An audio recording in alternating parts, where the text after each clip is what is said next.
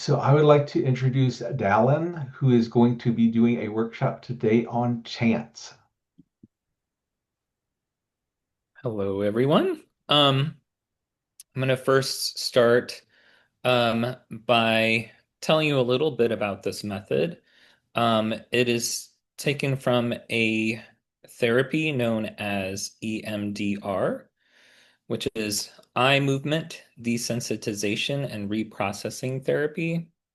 Um, it's an extensively researched, effective psychotherapy method proven to help people recover from trauma and PTSD symptoms, but it is also very good with reducing anxiety, stress, um, and helping you grounded in the present moment. So, um, to perform it, we're going to cross our arms over our chest, place our hands on our upper arms or on our collarbones. You can also um, link your thumbs together like this and hold it over your collarbones. And you're just going to gently tap while breathing slowly and deeply. So I'm going to go ahead and start our music here. Hopefully, no commercials.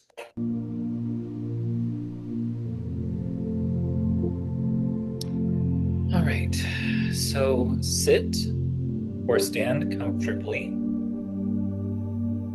Find a nice, quiet space where you can be still, your back straight and feet flat on the ground if sitting. Place your hands on your upper arms or collarbones so your hands are on opposite sides of your chest. You can interlock your thumbs to create the butterfly shape. So begin a slow, rhythmic tapping motion with your fingertips, alternating from your left hand to your right hand. Imagine the gentle fluttering butterfly wings.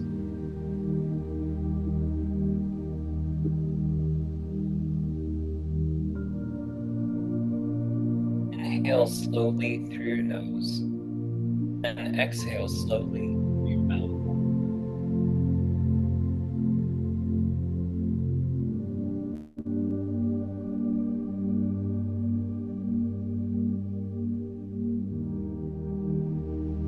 Go at a pace that is comfortable for you.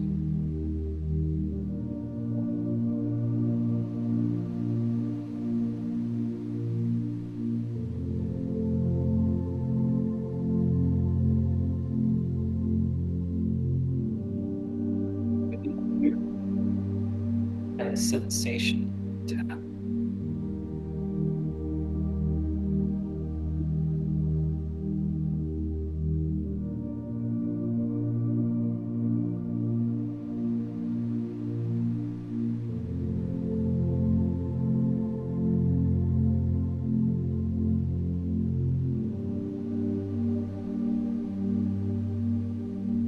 If your mind begins to wander, attention to the tapping.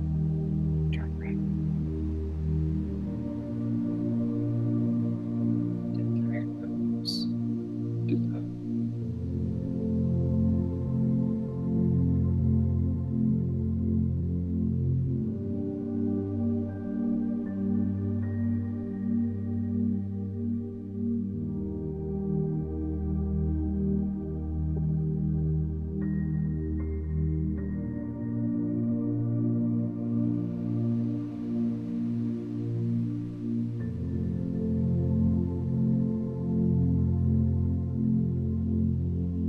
May also repeat a calming statement of affirmation to yourself.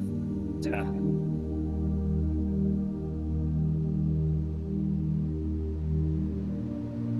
Like I love. Thank you.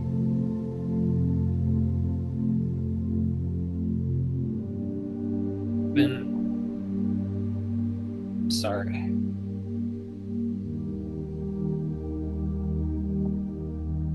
Please forgive me.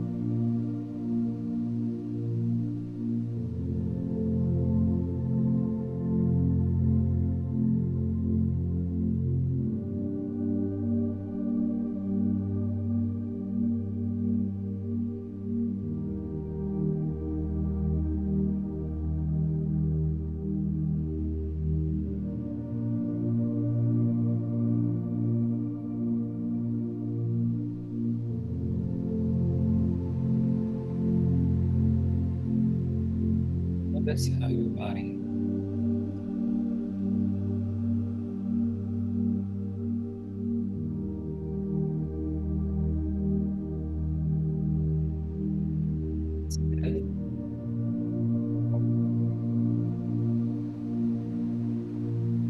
is the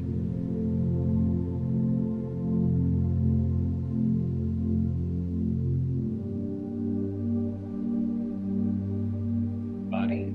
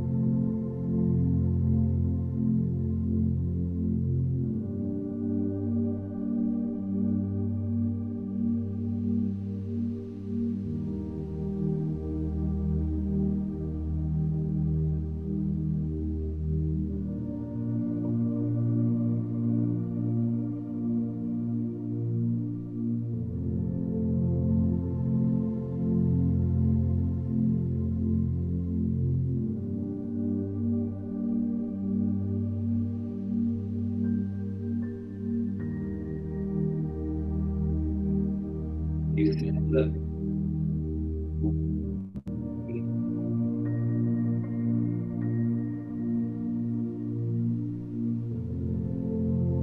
back to your breathing. Take a nice deep breath in through your nose. Slowly out your mouth.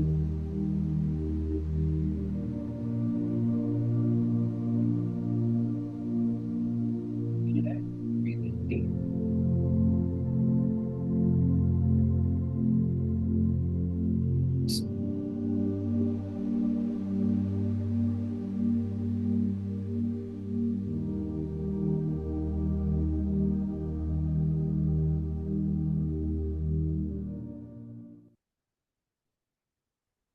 All right. If you closed your eyes during this, feel free to open them now. If you are sitting or standing, take a moment to just stretch, get circulation back into your toes, your feet, your legs, up into your arms. So this is a great grounding exercise I've used a couple times during ritual. Also, not during ritual, especially if I'm stuck in traffic. Just gently keep with my eyes open, of course. Just gently, just tapping myself so I don't scream at the dumb drivers in front of me. Um, but yeah, I mean, it's a great tool. And feel free to adapt it to what you need to. If you want to look up more on EMDR therapy, you can go to Google EMDRIA, which is an International Association of EMDR. All right. So now that we're all grounded and centered, um, I don't know if any of you noticed any components of music in there. I did play a meditative soundtrack in the background. You don't necessarily have to do that. Um, the rhythm of the tapping that you have is more than enough. And also your breathing, just to help regulate you and get you grounded. So, hello, I am Dallán, first degree initiate of Stone Circle Wicca. My pronouns are he, him. I am a board certified music therapist by trade and served in that profession or have served in this profession for about 9 years. I've also performed in the U.S. Army Europe Chorus for 2.25 years, February 2002 to June 2004. Outside of that, I've performed in various vocal ensembles and music theater productions, both academic and community-based, nearly my entire life. So I am thankful to be able to share with you today some findings that may be of interest, as music, even in some of its most basic forms, can still be of relevance to our modern world. So there are some pretty basic um, components of music that serve a function in community building. Um, Music, both instrumental and vocal, play key roles in this. Uh, Music has been used, and their instruments have been used for communication and signaling um, danger or other things way back in the day before all of our gadgets that we have um, today. Um, Music has also been used for synchronizing workforce and labor. There are a lot of work songs that have been used during the industrial age um, to work so that uh, rail things such as the railroad, the international railroad that went from coast to coast during that time. Uh, they used a lot of work songs for efficiency and also for safety, just so that the hammers don't hit at the same time. Um, Music has also been used for storytelling of requited or unrequited lovers or um, long stories. I can think of one. There's this song called El Paso, long story, lots of verses, but it's pretty good. Um, Stories have gotten shorter as uh, our attention spans have shrunk a little bit. So we don't necessarily use it more as a storytelling tool, more of like a tool for dancing, for community dance and connection in that way. Um, Music can also has also been used to support rituals, um, to support in many areas during worship services, rites of passage, um, and so forth. Music has also been used in personal development, so more of an intrinsic nature, such as mantras, which is a personal devotional practice used to set an intention for the day coming to work towards objectives and goals. It's also been used in mnemonic devices for learning and memorization. Um, if you think, I mean, there are tons of examples of those, like in in Sesame Street, there's a song that goes 1, 2, 3, 4, 5, 6, 7, 8, 9, 10, 11, 12. So that's just one of the examples of a mnemonic device to teach people, kids to count from 1 to 12. And then there's also one that I use for a party trick when I say, well, I can name all the states in alphabetical order. And there's a song for that too. Um, so let's get into communication a little bit, how humans have uh basically started out um in the Neolithic era trying to communicate to each other their thoughts and feelings. So it starts mostly with gestures and vocables. You'll see that a lot with infants that are learning a language, um, pointing, making that sound, um, stuff like that. Um, but they convey general thoughts or feelings, so not necessarily complicated ideas. Um, the symbols written in sand or painted on carved stones were also used to communicate. Uh, the use of drums and horns were used to convey short messages, longer distances than a shout.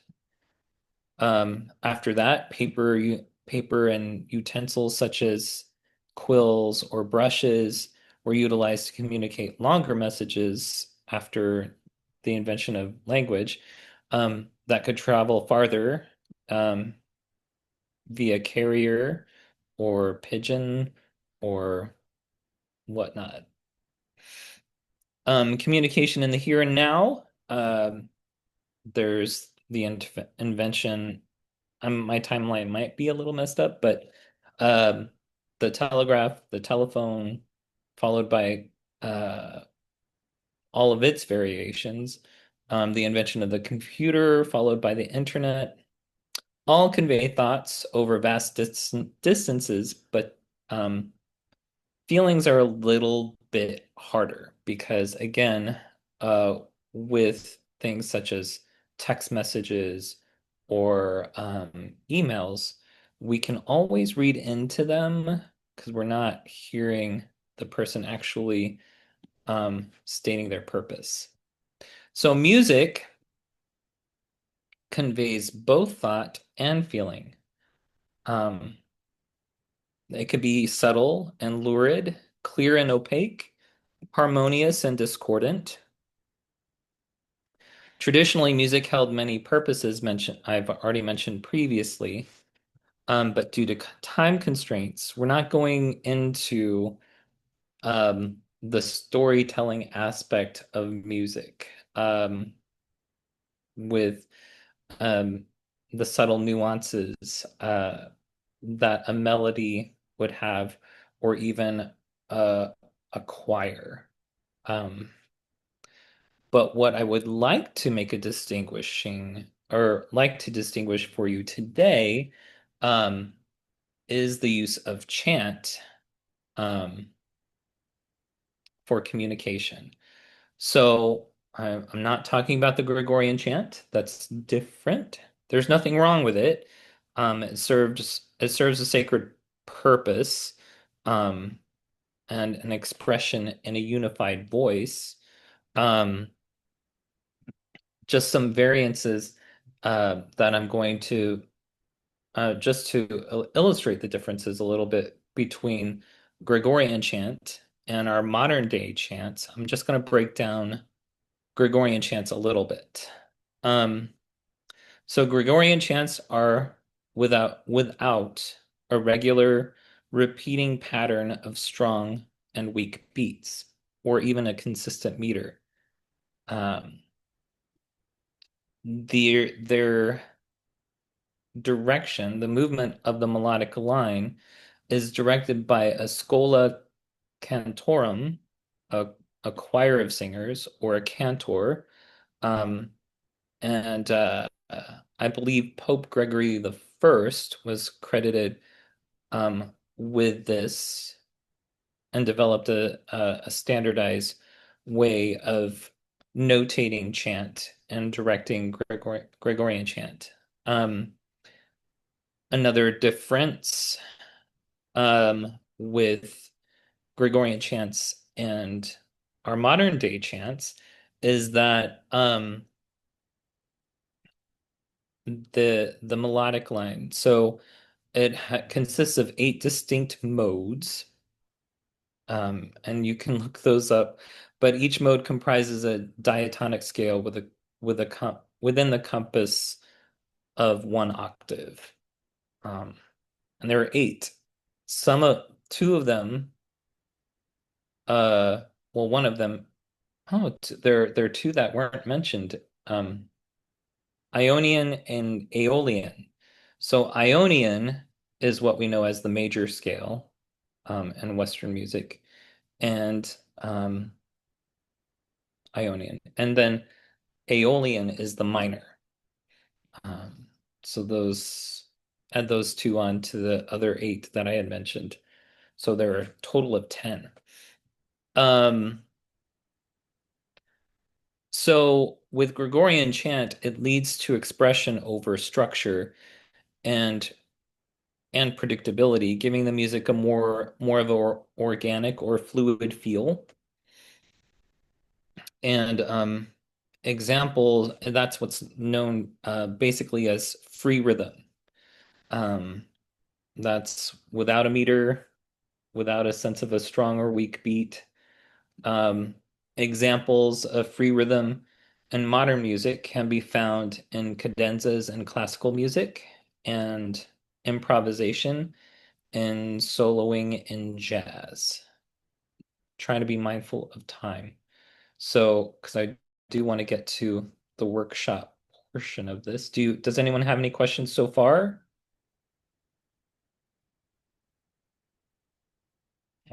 Okay, you guys are following along. Good. I haven't bored you to sleep yet. Awesome. Um, let's see. So, the type of chant we will explore in this presentation aligns more with um what we are seeing at the protests, the No King protests, um, uh, Black Lives Matter, um, the Women's March on DC. Um, they're more like political cheers or chants that convey thoughts.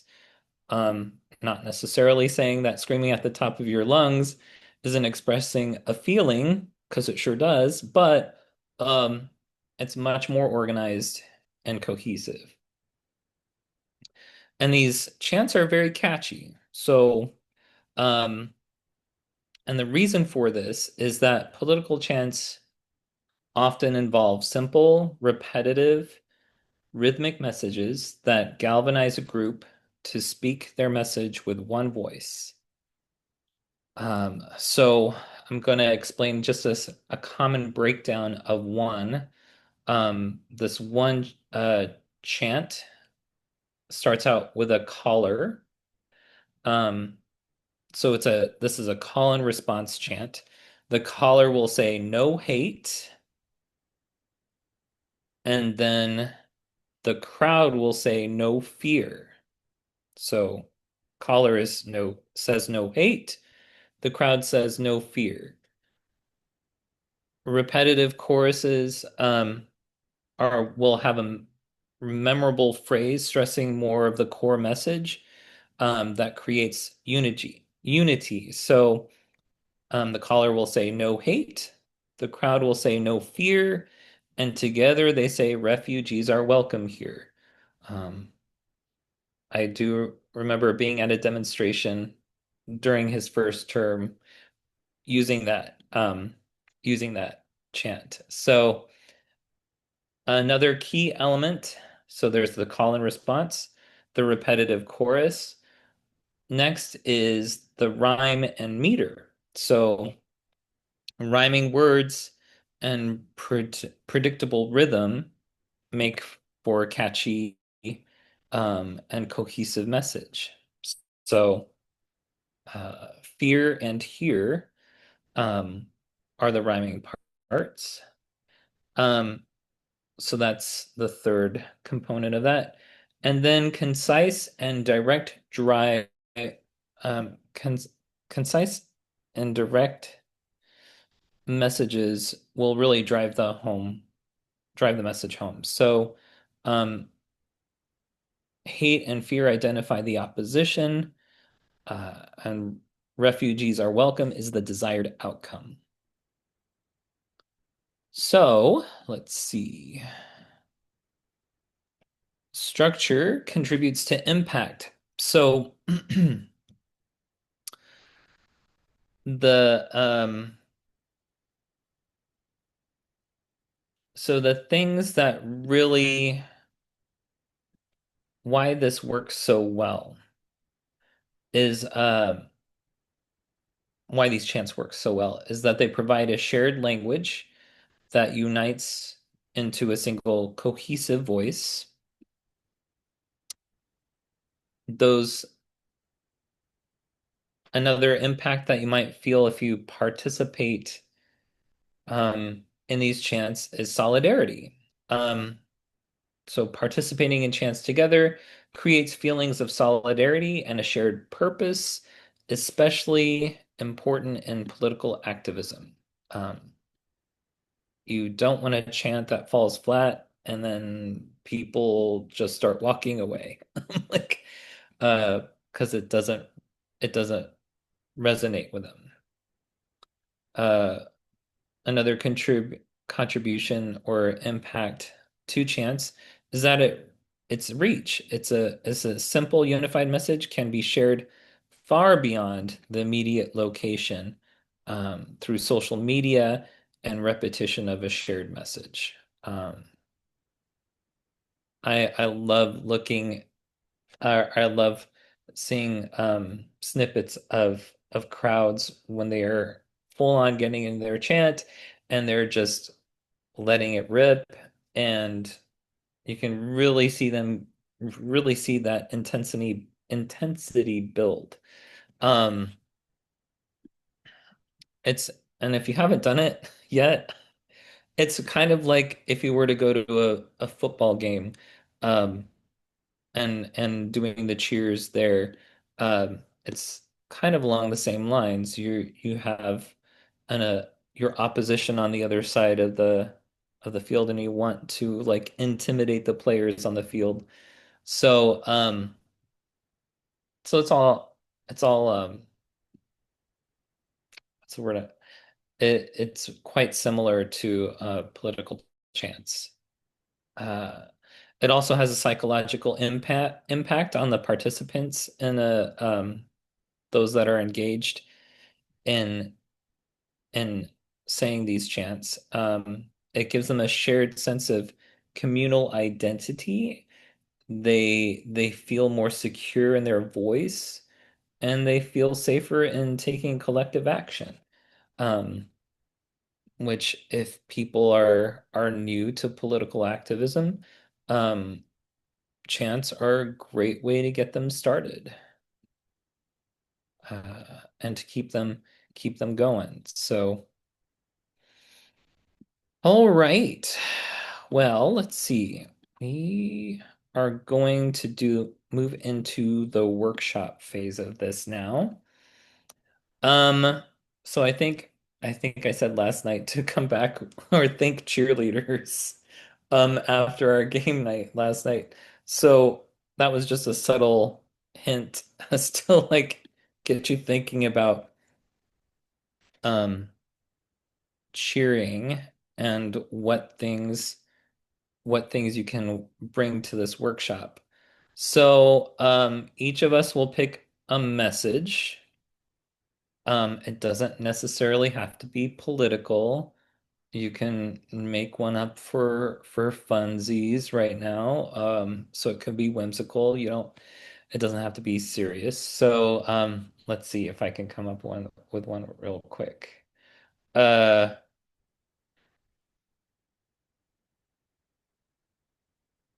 UGLY. You ain't got no alibi. You ugly. Yeah, that's right. You ugly. I got it after a movie of Wildcats. I was on a Goldie Hawn trip. Anyway, so yeah, so just think of a message that you want to really drive home.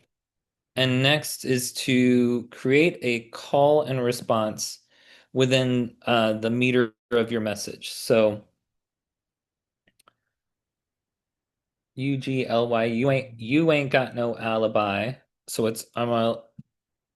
I have that. It's in 4 meter. So the longest part of the message will dictate the longest part of the chat or chant phrase will dictate your meter.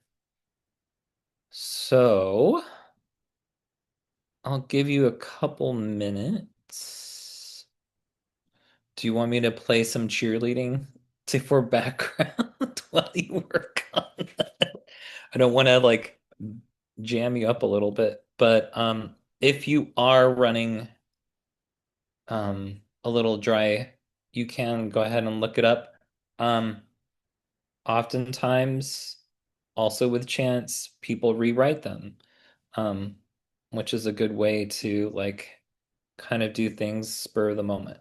So go ahead. I will give you, let's say, 5 minutes to pick a message, and then which is the longer part of the chant, and then come up with a call for you and a response for us. Um, and then I'll explain how we're going to showcase these chants in Zoom. So I'm gonna find something here for us to like just have in the background while you come up with your chants.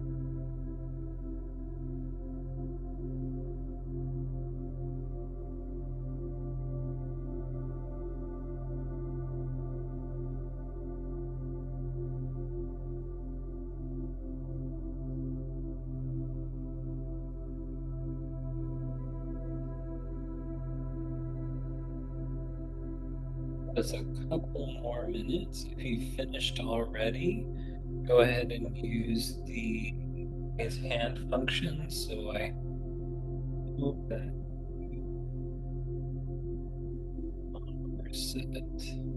And I apologize if there is.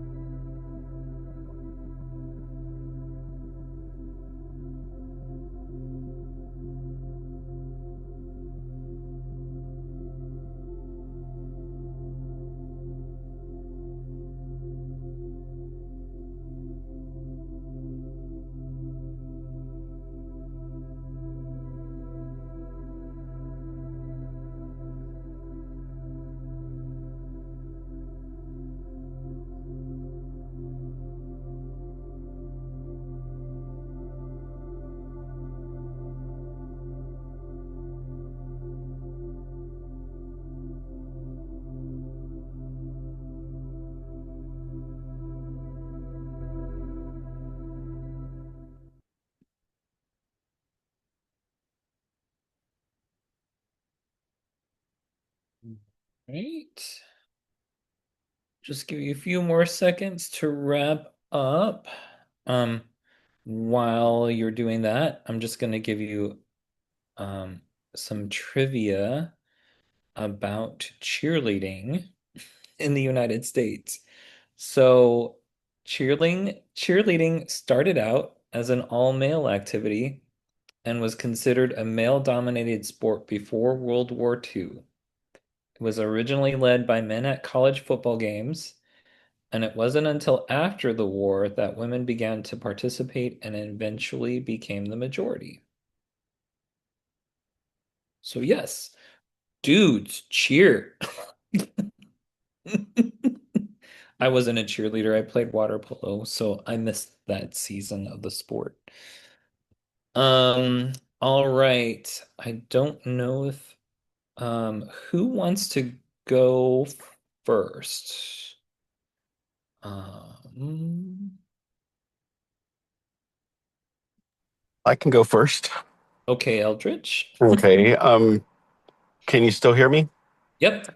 Good, good. I trying to push the right buttons.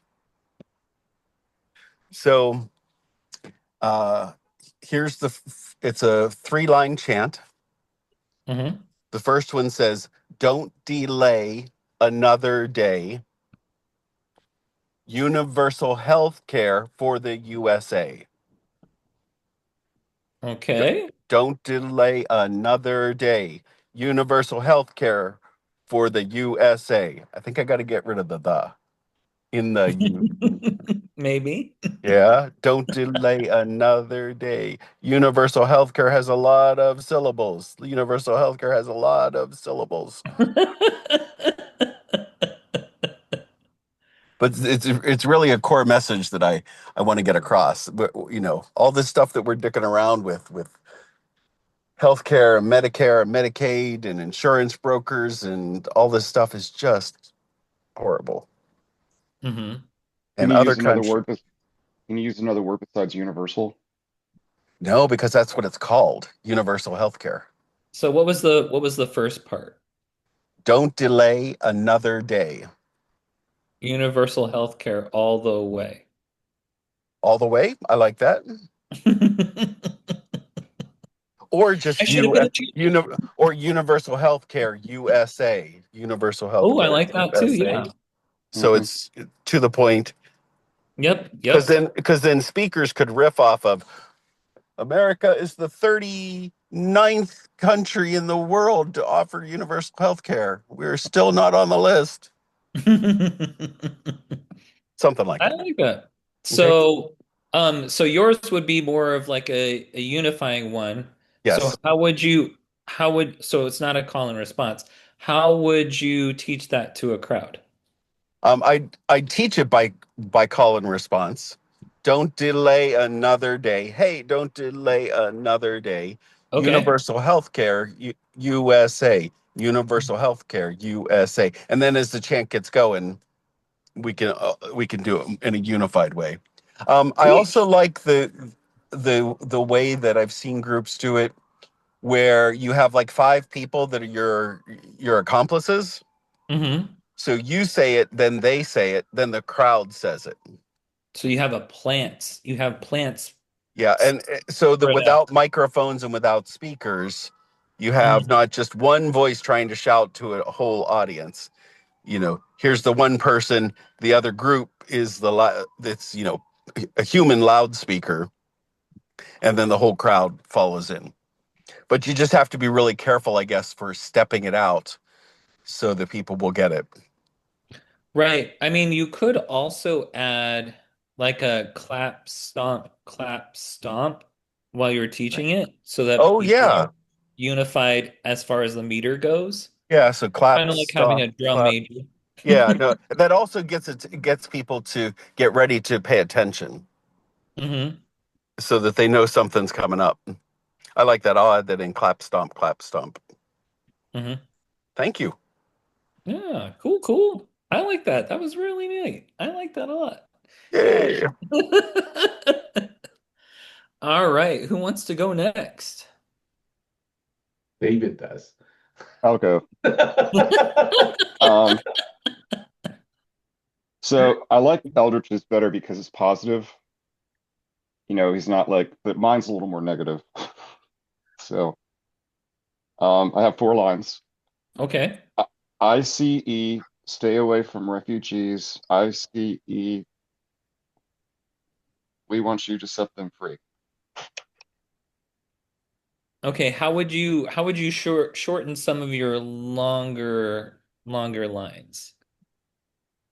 I could either do that or extend something. I could put something ahead of ICE like, hey, ICE, and then the rest of it would kind of be a little more metrical Mhm. symmetry, metrically symmetrical, I guess. Metric. Well, let me see how Well, that sounds. Hey, okay. ICE, stay away from refugees. That way I don't have to short it. Mhm. Hey, ICE, we want you to set them free. That would roll off better. Not that hey means anything, but Well, I mean, I'm oftentimes a lot of syllables um are thrown into like chants that are not necessarily words per se, like but they help kind of fill out the mhm. fill out the phrase but still commit to the message of it. In music we call that vocables. Let's see if I can find that. But yeah, so it's vocables are great because like stuff like la or an exclamation like huh or hey, those can all be thrown in there. I've heard that with the various chants that go with hey, hey, ho, ho, somebody has to go. Mhm. Yeah, and that yeah, like that could be a chant too. Hey, hey, let him go. I see E, you must go. Like Something like that, yeah. something like that. Yeah. But yeah, you can add hey, hey, ho, ho. I mean, like just to also that helps to serve like setting the meter too, because they're very distinct words that Hmm. are short. So I that's tried also for a good. little bit to do a sort of ice, Ice Ice Baby. Ice baby. yeah, but instead of saying baby, I would. Boom, boom, boom, boom, boom. No, I like that. Stop, Yeah. collaborate, and listen.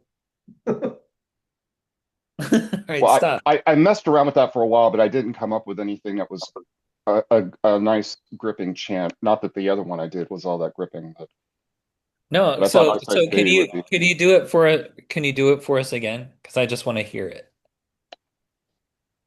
Hey, ICE, stay away from refugees. Hey, ICE. We want you to set them free. Ooh, that was great. That was great. Because I was like, you were sticking to your meter, and it was just like, yeah. And there was some syncopation in there of the stronger and weaker beats. And yeah, that was great. That was great, David.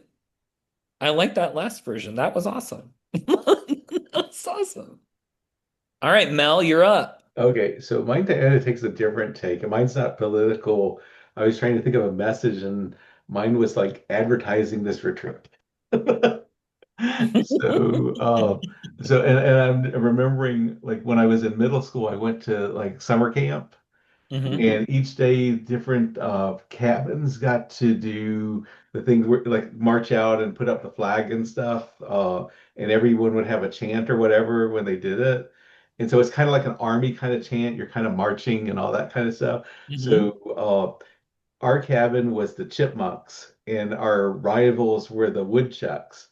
And so our chant was no, they were beavers. They weren't woodchucks. They were beavers.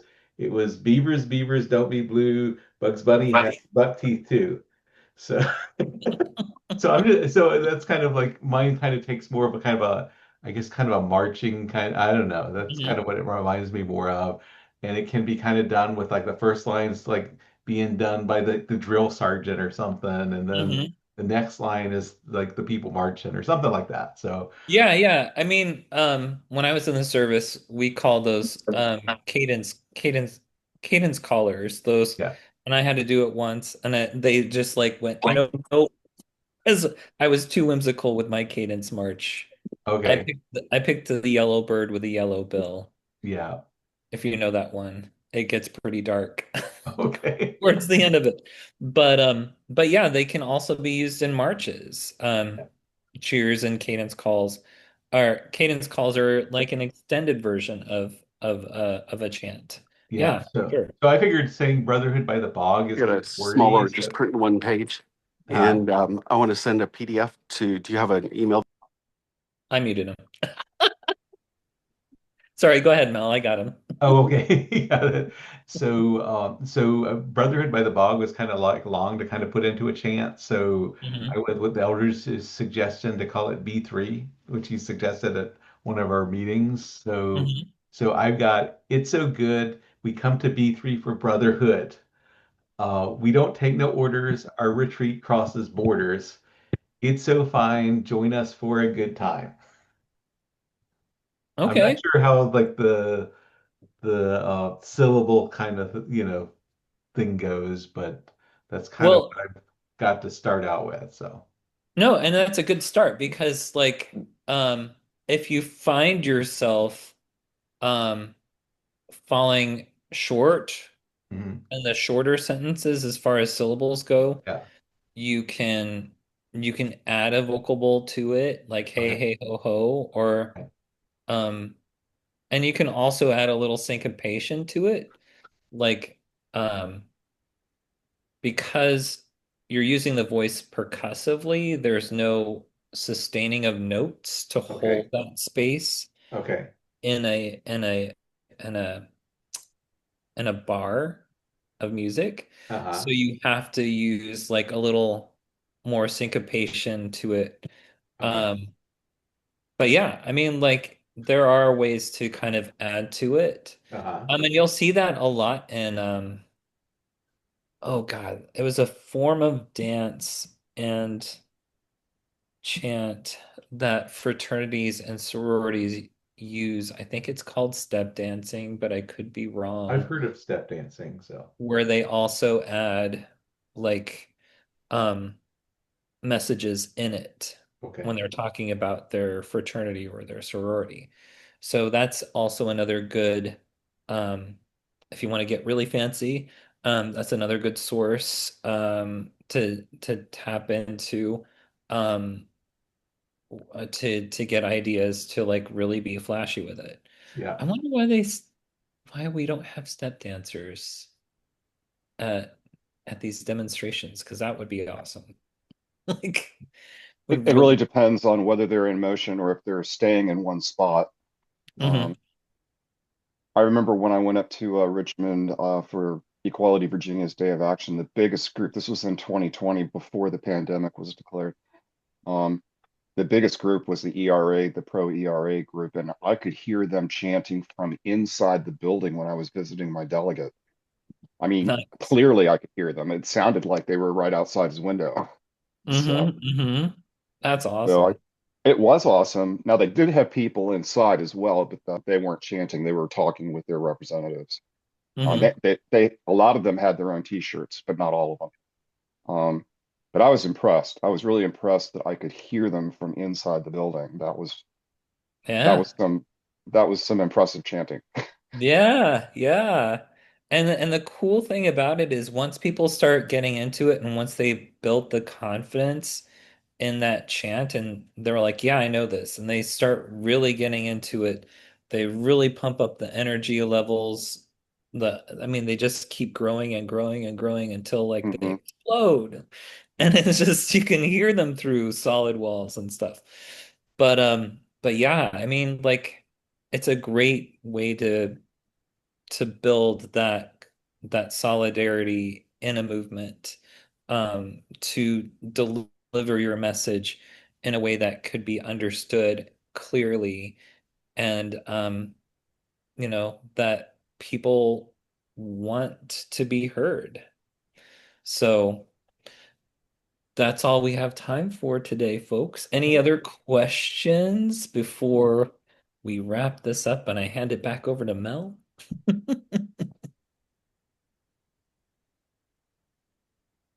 I wanted I'm to say something very briefly, I guess. sure, yeah.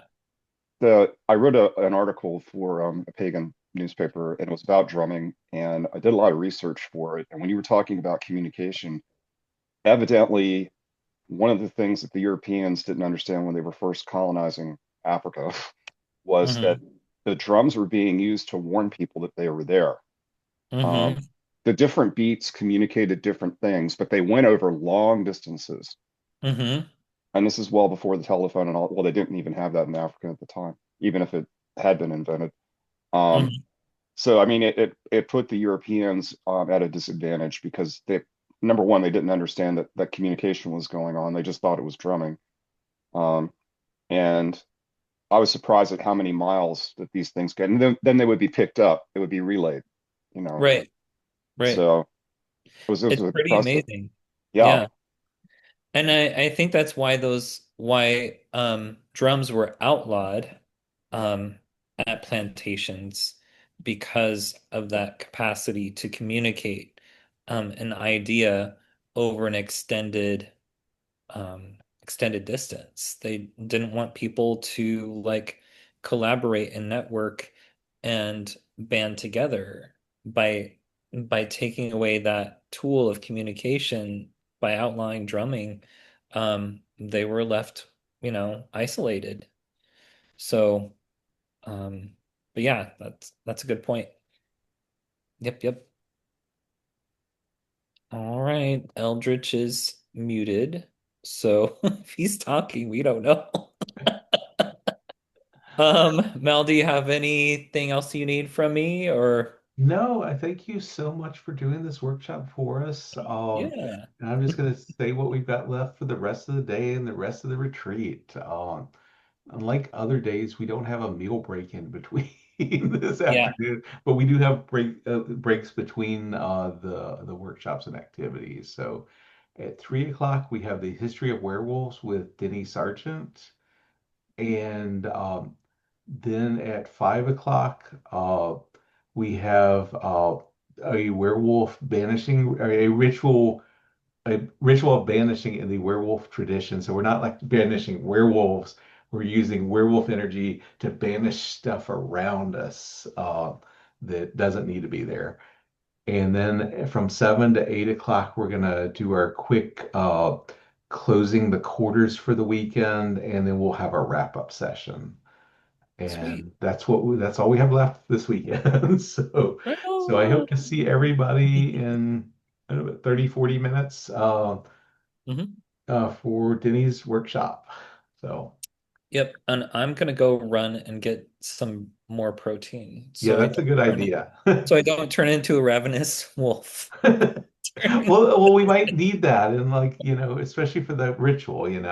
Right, right. Uh, but anyway, so okay, well, I'm going to go ahead and end this and see everybody shortly. So All right. Thank you very much. thank you.